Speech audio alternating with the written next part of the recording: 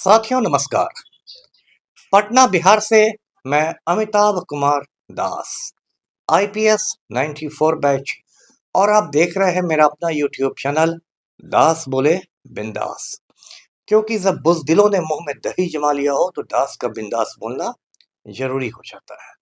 साथियों, खबर यह है कि माफिया डॉन अनंत सिंह का आज्ञाकारी चपरासी मुख्यमंत्री पलटू राम पटना में बीपीएससी के अभ्यर्थियों पर लाठियां चलवा रहा है।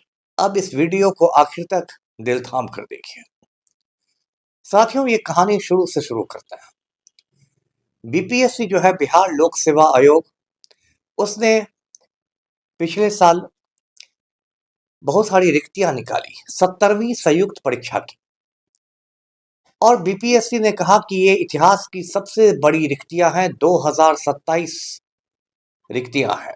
200 पद एसडीएम के लिए है रिक्त, 136 पद डीएसपी के लिए है रिक्त। और उसके बाद बच्चों ने भी बहुत उत्साह से फॉर्म भरा।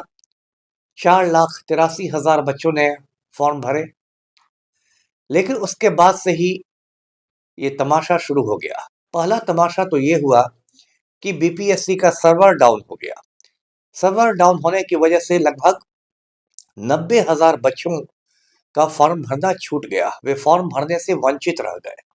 अब ये 90,000 कोई मामूली संख्या नहीं है, बहुत बड़ी संख्या है। उसमें बहुत सारे बच्चों का ये आखिरी मौका होगा। बीपीएससी से अनुरोध किया गया कि वो फॉर्म भरने की तारीख को बढ़ाए, लेकिन बीपीएससी के कान पर जूं नहीं रहेगी। उसके बाद दूसरा लफड़ा शुरू हुआ, वो नॉर्मलाइजेशन से संबंधित था। क्योंकि ऐसी बात फैली कि बीपीएससी की जो प्रारंभिक परीक्षा होगी, पीटी एग्जाम, उसमें 3 तरह के प्रश्न पत्र आएंगे, 3 सेट्स ऑफ क्वेश्चन, और उसके बाद नॉर्मलाइजेशन होगा परसेंटाइल के माध्यम से।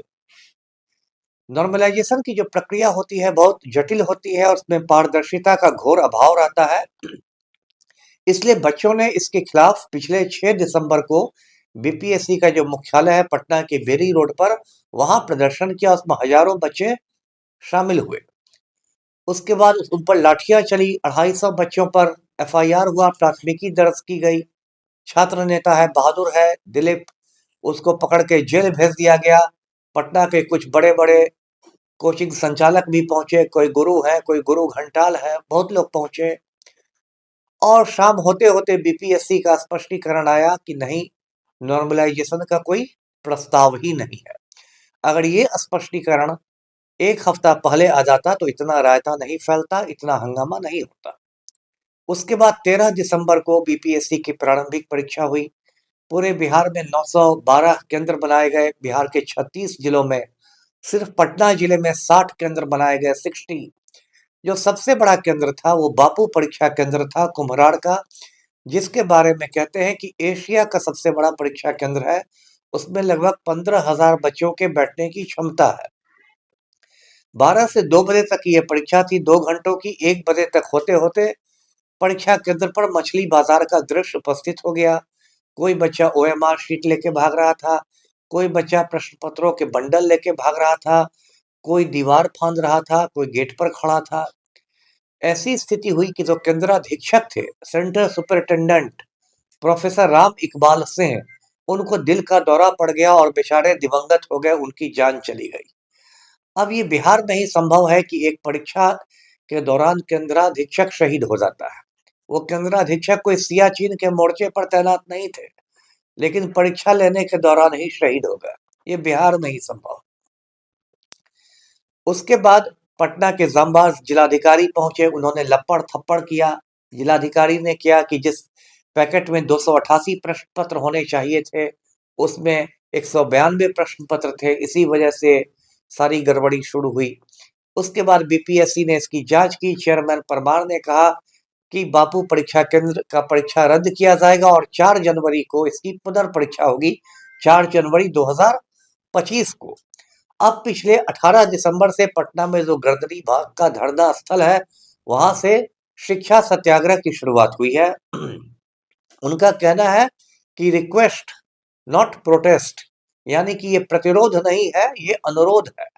और ये जो प्रदर्शन है ये पूरी तरह शांतिपूर्ण है और एकदम गांधीवादी तरीके से प्रदर्शन किया जा रहा है। भूख हड़ताल पर बच्चे हैं, कुछ कोचिंग संचालक भी हैं, उसमें से भी कई की तबीयत बिगड़ गई और वहां न एम्बुलेंस की सुविधा है, न कोई स्ट्रेचर है। उनको ऐसे ही चादर में टांग के कहीं पीएमसीएच ले जाया गया, किसी प्राइवेट नर्सिंग होम में ले जाया गया।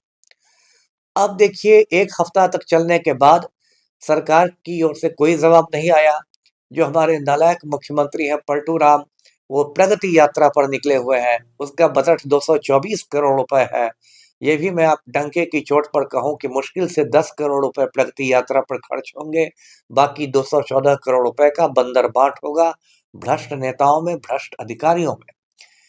उसके बाद कल जब ये बीपीएससी के सामने पहुंचे ये बच्चे, कल क्रिसमस की छुट्टी थी, राष्ट्रीय अवकाश था। वहां पर पुलिस वालों ने बहुत बेरहमी से इन पर लाठियां बरसाई और ऐसा लगा कि बिहार का सारा माफिया यहीं इकट्ठा हो गया है और उसको पुलिस वाले पीट रहे हैं। अब बिहार पुलिस वालों की ये स्थिति है। बिहार के आईएएस और आईपीएस आप जानते हैं मर्दाना कमजोरी के शिकार हो चुके हैं। ऐसे नामर्द और नपुंसक हैं, किसी माफिया को टच करने की उनकी औकात नहीं है। अनंत सिंह को टच करने की औकात नहीं है। तो पुलिस वाले अपना सारा जो फ्रस्ट्रेशन होता है वो निर्दोष लोगों पर निकाल देते हैं लाठियां भांज कर। लड़कियों पर भी लाठियां चलाई गई। पुरुष सिपाहियों ने लड़कियों की कुटाई कर दी। जो कुछ हुआ वो बहुत ही दुर्भाग्यपूर्ण था। अब एक दो रोज पहले सोनू कुमार नाम के एक बच्चे ने खुदकशी कर ली, आत्महत्या कर ली। वो पटना के हनुमान नगर में रह के बीपीएससी की तैयारी करता था। उसने आत्महत्या कर ली, फंदा लगा के झूल गया। पत्रकार नगर थाने में मामला दर्ज हुआ है। पुलिस वाले कह रहे हैं कि जांच चल रही है। सोनू कुमार के मित्र का कहना है कि बहुत अवसाद में था, डिप्रेशन में था। अब मैं चैनल पर आपको बता दूं कि आत्महत्या बहुत ही गलत चीज है, किसी को नहीं करनी चाहिए। लेकिन इससे यह भी पता चलता है कि पलटू राम की अंधेर नगरी में जो युवा वर्ग है वो कितना ज्यादा हताशा से जूझ रहा है। साथियों, बहुत ही स्थिति खराब हो गई है। प्रियंका गांधी तक ने ट्वीट किया है, जो कांग्रेस की सांसद हैं, कि बीपीएससी के बच्चों पर जो लाठीचार्ज हुआ है वो बहुत गलत है। धीरे धीरे जो ये मुद्दा है ये राष्ट्रीय मुद्दा बनता जा रहा है, प्रादेशिक मुद्दा से। पप्पू यादव ने कहा है कि हम लोग 1 जनवरी 2025 को बिहार बंद बुलाएंगे। पप्पू यादव तो अपने पूरे जन्मदिन के दौरान बच्चों के साथ ही वहीं पर रजाई तान के, कंबल तान कर सोते रहे।